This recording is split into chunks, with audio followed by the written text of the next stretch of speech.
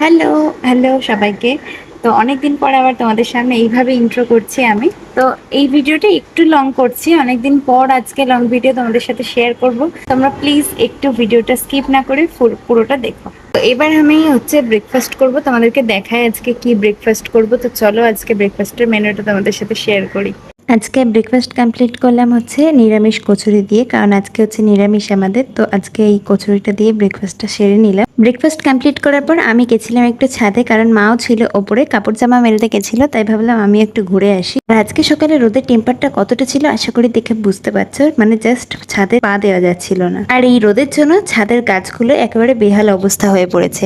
আর nursery থেকে যে গাছটা এনেছিলাম, দেখো আজকেও একটা ফুল ফুটেছে, তোমাদের সাথে একটু শেয়ার করলাম। এটা হচ্ছে একটা দেশি জবা, মানে কালারটাও আমার ভীষণ সুন্দর লেগেছে, আর বোগেনভিলিয়ার কালারটা তো অসাধারণ ছিল। এই গাছটার জন্য কিন্তু রোদ একদম পারফেক্ট। আমি আজকে ভেবেছি ফেসটা একটু স্ক্রাব করব, তার জন্য একটা প্যাক বানাবো, তো সেটাই দেখাচ্ছি তোমাদেরকে। এই যে এখানে নিয়েছি চালের গুঁড়ি, আর নেব মধু। দাঁড়াও, মধুটা এবার ঢালতে হবে। তো এবার চালের গুঁড়ি আর মধুটাকে পুরো ভালো করে মিক্স করে নিতে হবে, দেন আমি এবার মুখে অ্যাপ্লাই করে নেবো। এটা ফার্স্ট টাইম আমি ইউজ করছি, জানি না কি কাজে দেবে। এটা মুখে মেখেছি কম, আমি ফেলে দিয়েছি বেশি।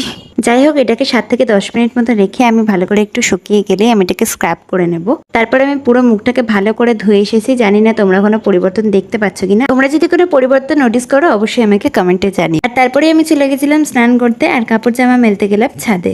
আজকে ওয়েদারটা ঠিক এমন ছিল, একবার রোদ উঠছে একবার ছাওয়া হয়ে যাচ্ছে। আর যখন ছাওয়া হচ্ছে তখন ছাদে কিন্তু ভীষণ সুন্দর একটা হাওয়া চলছে, তো সেটাকে আমি এনজয় করছিলাম আর কাপড় জামাগুলো মেলছিলাম। আর আজকে জানো তো আমি শ্যাম্পু করেছিলাম, তো ছাদে ঘুরতে ঘুরতে একটু চুলটাকেও শুকিয়ে নিচ্ছিলাম।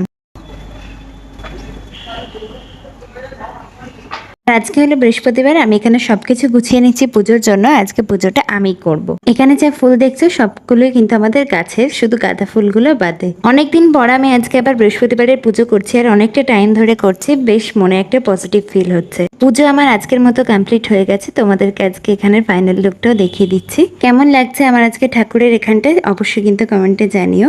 পুজো দেওয়া কমপ্লিট করে আমাদেরকে সবাইকে মা একসাথে লাঞ্চ দিয়ে দিল। আজকে লাঞ্চের মেনুটা তোমাদেরকে শেয়ার করে দিলাম, সয়াবিনের তরকারি আর পটলের ঝাল। লাঞ্চ কমপ্লিট করে আমরা আগে থেকেই প্ল্যান করে রেখেছিলাম যে আজকে একটু শপিং করতে যাব, কারণ বৈশাখ মাস তো এসেই যাচ্ছে, পয়লা বৈশাখের কিছু শপিং তো করতেই হবে। বাস থেকে নেমে একটু ঘুরতে ঘুরতেই দেখলাম এখানে বাবার নামে অনেকেই বেরিয়েছে।